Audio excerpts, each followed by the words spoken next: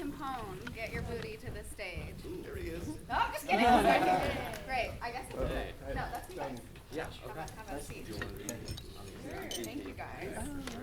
I don't want this man. You take it. Sorry, I'm standing around all day. You can sit on the end. Oh, wait, I have my phone too. So, Just kidding. Oh, I have one. yeah. Oh, that's yours. Okay, thank you. Oh my God, sorry. Hey. Figuring it out. Hello, everybody. Yeah, good job, Kira. You made a movie. It was awesome.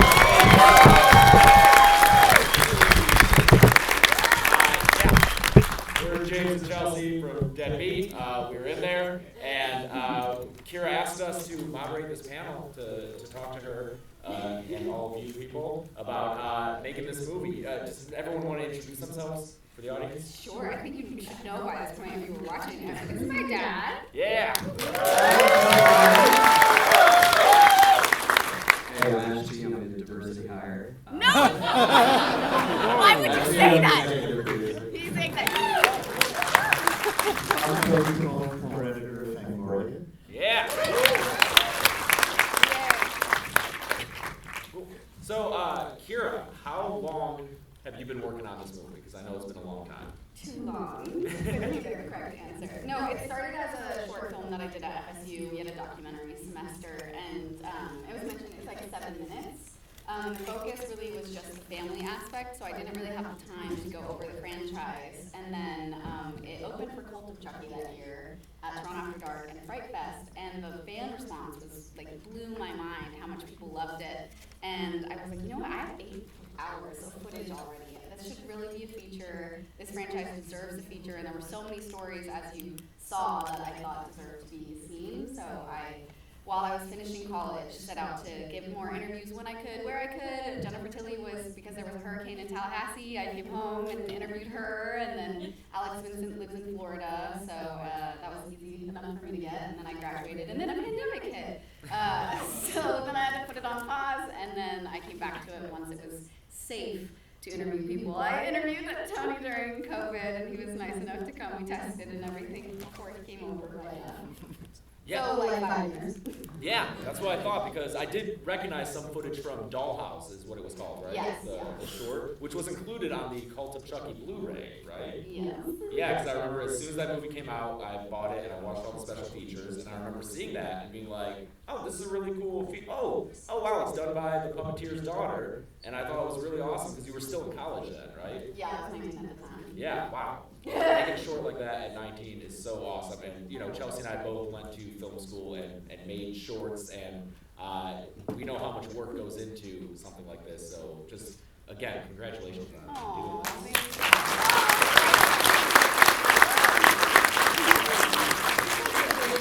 Really focused on the family aspect of the whole thing. When you decided to make it feature length, how did you kind of decide how to structure this entire thing? Or were you kind of torn between, do I make, tie the entire thing into this overall family? Well, I guess it is kind of a runner throughout. Really, we talk about childhood in it a lot, and this kind of generational thing with Seed of Chucky. But yeah, how did you kind of figure out how to do the chapters of the documentary? Oh God. Well, I'm not a film editor, but I edited it because I know Adobe and I have it on my computer, and I didn't have any money. So, but that was like the ultimate question, because that was the focus in the short one. But we tried a version where we knew I was this filmmaker setting out to do this thing in the beginning, and my dad's like beginning line for the whole documentary was, "I'm glad you're doing this documentary." But it was awkward because he didn't come on till Seed, so then there was like 40 minutes going over other movies that neither of us had any like involvement in. So that kind of like came the act break in the third part of it is kind of was decided in there. And then Fiona's line, half the time though, people were like, do I refer to your dad as Tony or your dad? So it was nice when Fiona was like, your dad, and I was like, I'm just going to cut to the fourth wall here and hope it works out. But it was a really big struggle. I transcribed every single interview by hand first. Don't do that, kids. There's a website that does that for like $60. I didn't know that at the time though. And then I color-coded it all. And then I made stars next to every color-coded thing that could transition to another color. And then I just did it all in the book, and then I did it in the computer. I'm sorry, you said you were reading before you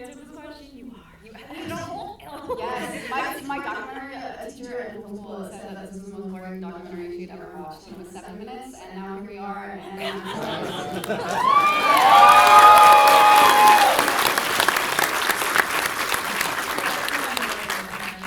describing this as boring. I feel like everyone else just quietly weeping the last 20 minutes. It was just so beautiful. I cried. Did you cry? Yeah, I don't cry anymore. Yeah, I think, you know, all these horror franchises, a lot of them have these documentaries that go through all the movies and show how they're made. Nightmare and Friday have both had very extensive ones, and those are really fun to watch and hear the stories that you hear, similar to the first part of this film. But what I really liked about your documentary is that it then transitions into talking about the family of Chucky, because I think that that's one of the things that's most unique about this franchise, and I've said it when I've covered the movies, that it's not just the continuity of the story, it's the continuity of the crew and Don Mancini's shepherding of everyone, and just, you really nail that feeling of love and family that is persistent through all these movies and now the TV series. And I wasn't expecting it. You know, I had to pee, and we were on Cult of Chucky, and I was like, I don't think I have time. And then the coverage of Cult ended, and I was like, oh, okay, I think I can run there real fast. And I came back, and I didn't want to miss any of it. But it was just such, it was so deeper than I expected it to be, because I was just expecting it to be about the filmmaking process. Yeah. And so, you know, for instance, when we go to Child's Play 3, and 5 minutes later, you're popping that VHS out. I was like, oh, that was really short. I see now why you made that decision to shorten some of those other aspects to get to the more unique and better parts, I think. Yeah. Or the more personal aspects of it. Yeah. It's funny, before we got up here, before these segments with very cute childhood footage of you, you're so cute. I was wondering, I wonder if she was ever scared of Chucky as a kid, and sure enough, we got her. You got your answer. My mom's here as well, and she answered that question. I was like 4 at the time. I was late to preschool that day, and then accidentally almost had CPS called on my parents because I couldn't go home because bad people grabbed my coat. My mom had to have a very lengthy conversation with my preschool teacher that day.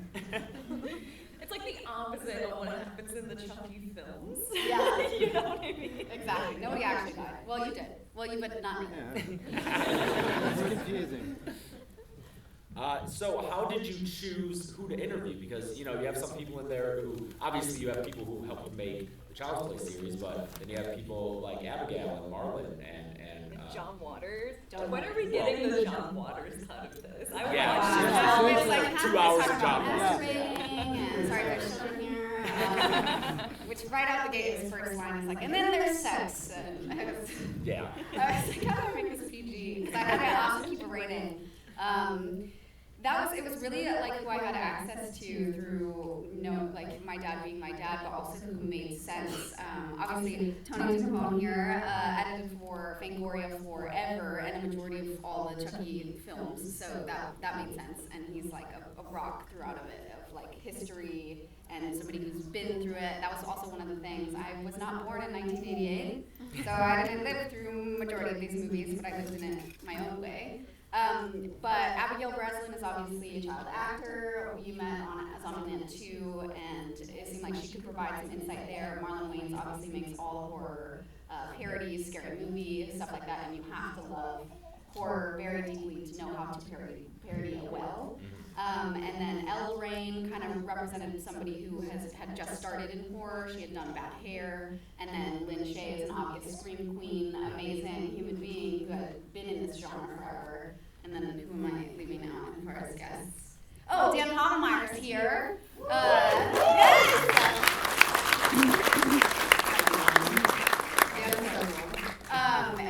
And Dan made sense because it was voice acting, and voice acting somebody who's evil, although Dr. Doofenshmirtz has not murdered people technically. That we know of. And also is a parent, a dad as well in the industry, raising kids, and he can talk to that as well. That was great insight there for sure, because, you know, Yeah, thanks, Dan.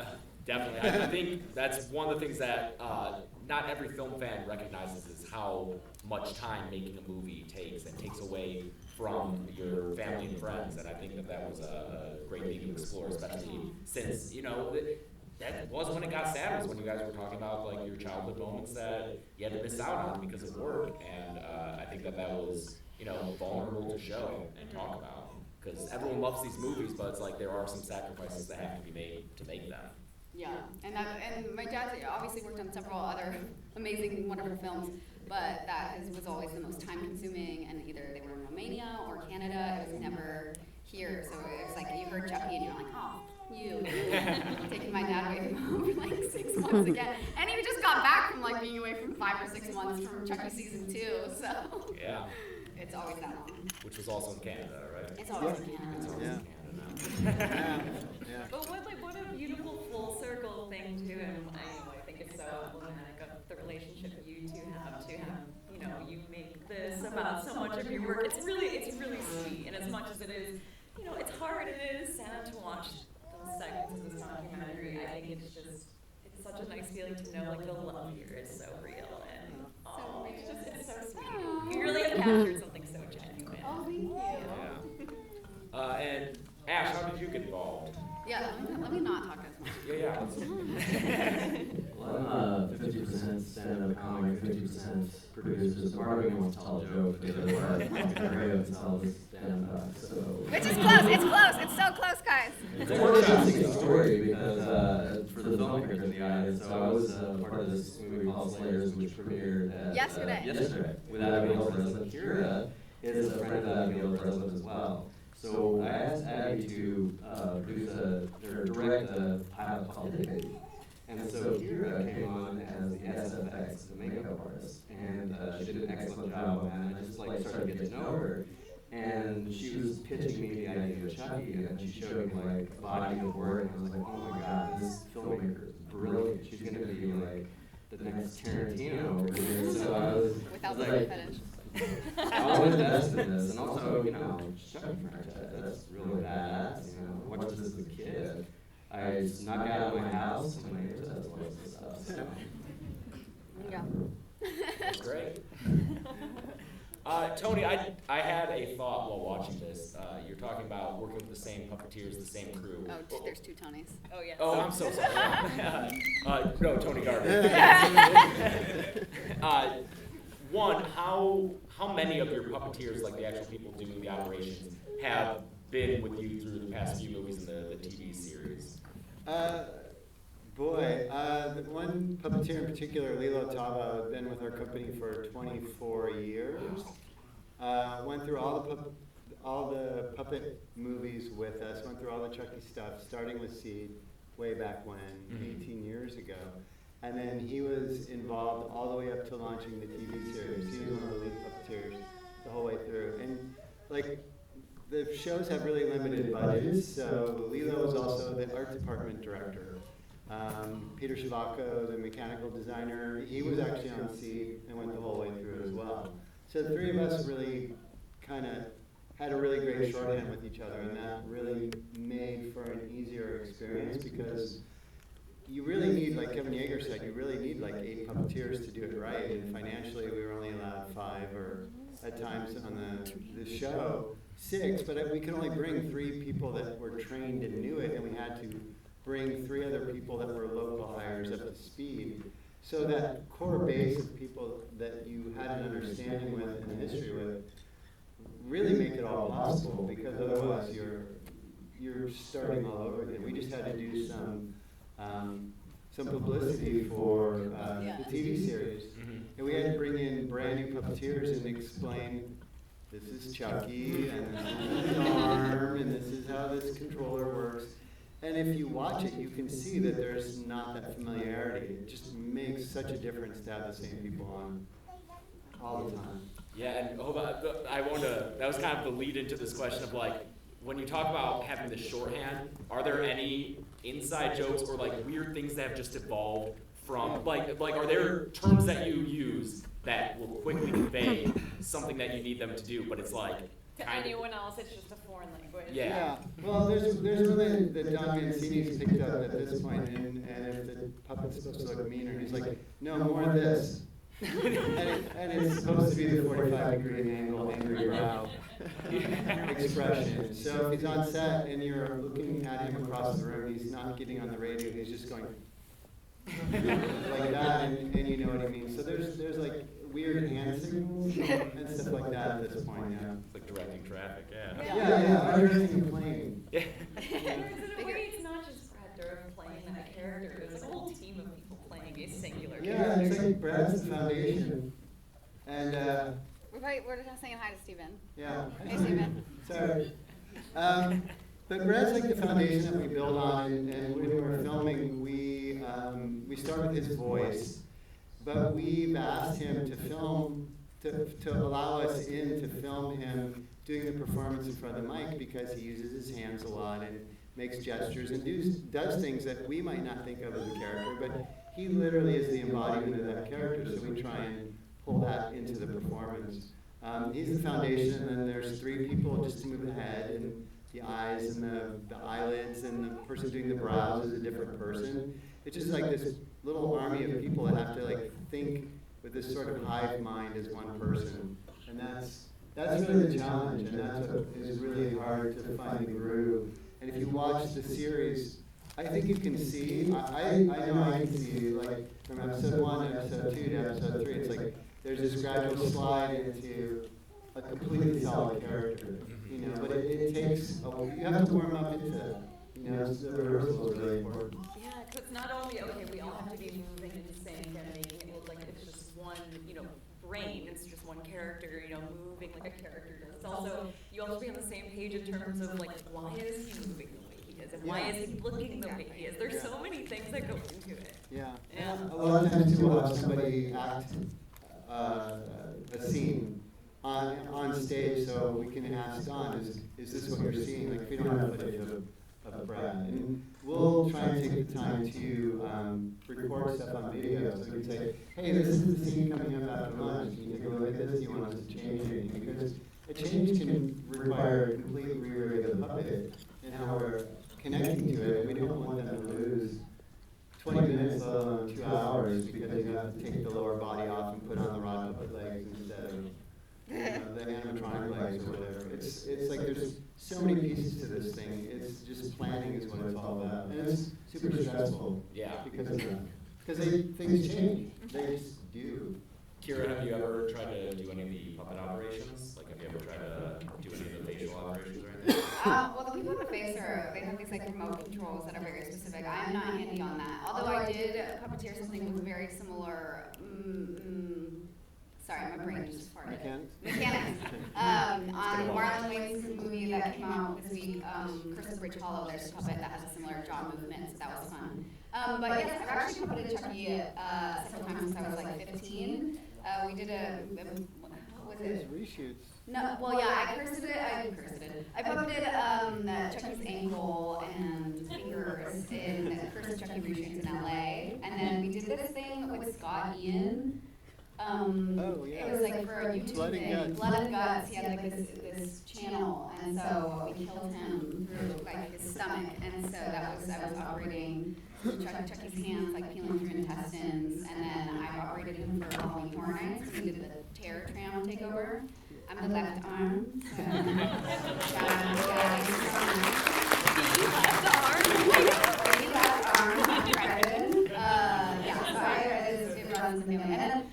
In film school, I did my senior thesis was a 4-foot tall animatronic fish puppet named Evie.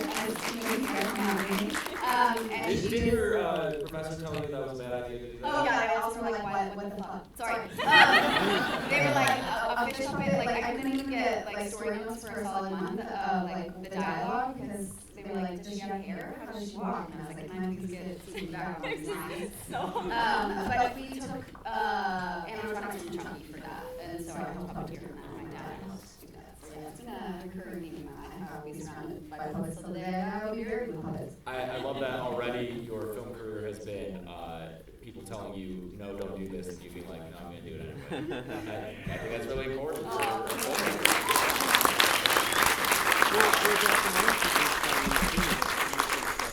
Oh yeah, my documentary is true. Totally not to put myself in the documentary because because it's documentary and people will do that. But I just get, like, if I get one thing, it's like audacity, and if anything, it's from my dad. Well, and my mom, but shout out mom. And, because his career started very much the same way. Yeah. I've been told we have to wrap it up, so any final thoughts on, getting this done finally? I wanted to ask all about rights issues, but that'll probably take way too long to get in. I just have so many questions about puppets. I could keep here for hours talking about puppets. This is amazing.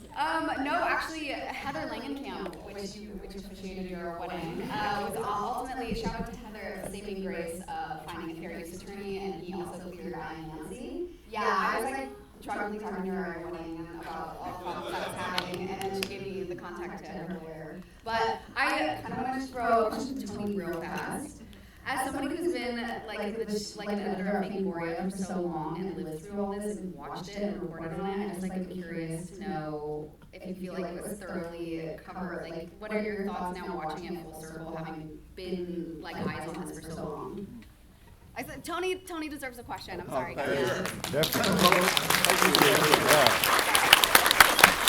a lot of you left no stone unturned.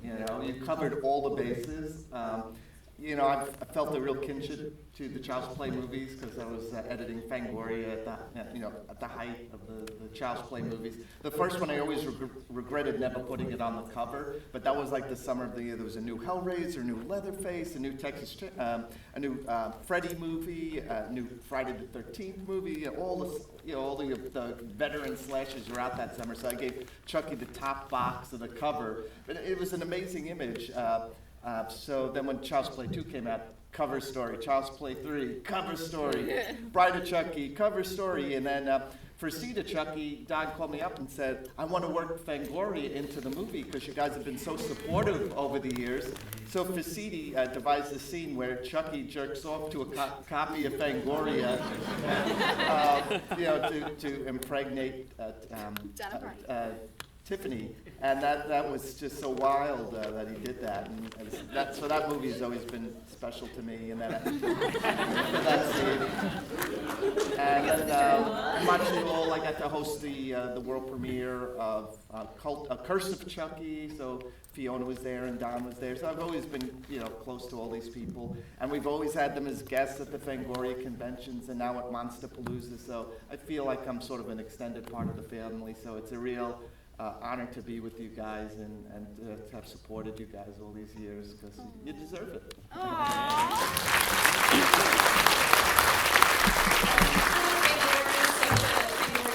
Representation of the fans, and as much as this movie's about real blood family, fans are part of the family of Chucky too, and you should be so proud. Oh, thank you. Good job, Kira.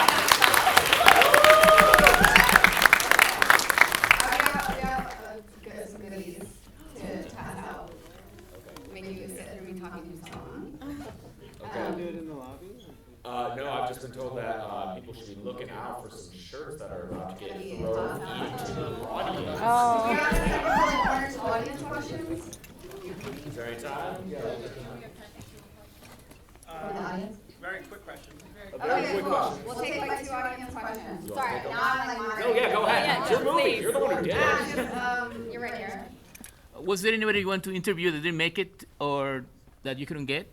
Oh, yeah. The question was if there was anyone else I wanted to interview that I didn't get it. And that was kind of the hard part because obviously there were people that I would love to get, but it also, these are the people that I grew up with and that are my family. So I feel like if I really expanded too far interviewing other people, I didn't have any personal connection, and I feel like it would be a little lost. But I definitely did want to get Kevin Yeager and his perspective as well. That's why I included him in so many BTS interviews, so that he was still a part of it. But that's just not a name that I grew up with, obviously, because my dad took over puppeteering. But Debbie Carrington was a name I grew up along with a lot. She's one of the little people who was Chucky in Curse of Chucky and she called that. She was in all of them. Yeah. Seed, yeah. Oh, yeah. She had a scene cut from Seed where she played herself. Yes. And unfortunately she passed away recently, so I wasn't able to do that. But there were a few in there, like Justin Whalen was cool with the dude dropped off the face of the planet. I don't know what idea where he is. So, and another one? I see you in the spotlight in the jacket. Yes, you just turn around and look at somebody else.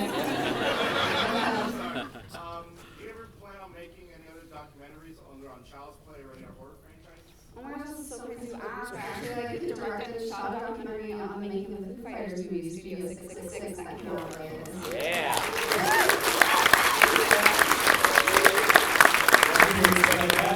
I know you have hours and hours of footage. Yes, I followed the Foo Fighters for 2 years, documenting the process from the first live cast to the premieres earlier this year, but unfortunately with the path. Sorry. I'm so sorry. With the passing of Taylor Hawkins, I'm not really sure when that footage is going to come out, but I really hope people can see it because they put a lot of heart into that movie, and the band is so amazing and wonderful. And so I'm not really pressing on when it gets done, but I hope eventually you all can see the making of it because they were such genuinely awesome people.